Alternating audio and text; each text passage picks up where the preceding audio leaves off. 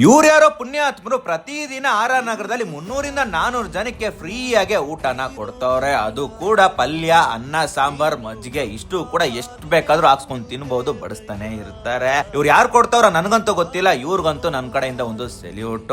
ಹೊಟ್ಟೆ ಹಸ್ದಾಗ ಊಟ ಕಣ್ಮುಂದೆ ಕಾಣಿಸ್ದಾಗೆ ಅನ್ಸುತ್ತೆ. ನಾವು ಭಾಷೆ, ಜಾತಿ, ಮತ, ಊರು ಕೇರಿ ಏನು ನೋಡದೆ ಒಟ್ಟಾಗಿ ಕೂತ್ಕೊಂಡು ತಿನ್ನೋದು. ನಾನು ಹೇಳಿ ಸತ್ಯ ಅನ್ಸಿದ್ರೆ ಕಮೆಂಟ್ ಸೆಕ್ಷನ್ ಅಲ್ಲಿ ಹೌದು ಅಂತ ಹಾಕಿ. ವಿಡಿಯೋ ನೋಡ್ತಿವ್ರಿಗೆ ನಮಸ್ಕಾರ, ಶೇರ್ ಮಾಡೋರ್ಗೆ ಡಬಲ್ ನಮಸ್ಕಾರ. ನಾನು ನಿಮ್ಮ ಉಂಡಾಡಿ ಗುಂಡ.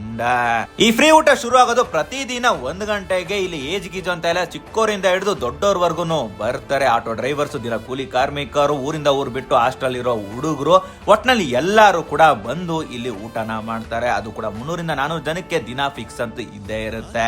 ಇನ್ನು ಊಟದ ವಿಷಯಕ್ಕೆ ಹೋದ್ರೆ ಪಲ್ಯ, ಅನ್ನ, ಸಾಂಬಾರ್ ಹಾಗೂ ಮಜ್ಜಿಗೆನ ಬಡಿಸ್ತಾರೆ. ಇದಕ್ಕೆ ಮಿತಿ ಇಲ್ಲ, ನೀವು ಹೊಟ್ಟೆ ತುಂಬಷ್ಟು ಎಷ್ಟು ಬೇಕಾದ್ರೂ ಕೇಳಿ ಬಡಿಸ್ತಾನೆ ಇರ್ತಾರೆ. ಅತಿಯಾಗಿ ಹಾಕ್ಸ್ಕೊಂಡು ಊಟನ ವೇಸ್ಟ್ ಮಾಡಕ್ ಹೋಗ್ಬೇಡಿ. ಪ್ರಪಂಚದಲ್ಲಿ ಒಂದೊತ್ತು ಊಟಕ್ಕೆ ಕಷ್ಟಪಡ್ತಾ ಇರೋರು ತುಂಬಾ ಜನ ಇದ್ದಾರೆ. ಇವರು ಈ ಊಟನ ವರ್ಷ ಪೂರ್ತಿ ಕೊಡ್ತಾರೆ. ಆದ್ರೆ ಹಬ್ಬದ ದಿನ ಹಾಗೂ ಸಂಡೇ ಹೊತ್ತು ರಜಾ ಇರುತ್ತೆ. ಲೊಕೇಶನ್ ಎಲ್ಲಿ ಬರುತ್ತೆ ಅಂತ ಅಂದ್ರೆ ಆರ್ ನಗರ ಟ್ರೆಂಡ್ಸ್ ಪಕ್ಕ. ಈ ರೀಲ್ ಮಾಡ್ತಾ ಇರೋ ಉದ್ದೇಶ ಇಷ್ಟೇ. ಯಾರಿಗೆಲ್ಲ ಅಗತ್ಯತೆ ಇದೆಯೋ ಅಲ್ಲಿ ಹೋಗಿ ಊಟ ಮಾಡಿ. ಅಗತ್ಯತೆ ಇಲ್ಲದೆ ಇರೋರು ಸುಮ್ನೆ ಹೋಗಿ ಟ್ರೈ ಮಾಡ್ತೀನಿ ಅಂತ ಎಲ್ಲ ಮಾಡಕ್ ಹೋಗ್ಬೇಡಿ. ಅದನ್ನ ನಂಬ್ಕೊಂಡು ತುಂಬಾ ಜನ ಬರ್ತಿದ್ದಾರೆ. ಇದು ನನ್ನ ಕಡೆಯಿಂದ ರಿಕ್ವೆಸ್ಟ್. ಏನಾದ್ರು ತಪ್ಪು ಹೇಳಿದ್ರೆ ಕ್ಷಮಿಸ್ಬಿಡಿ.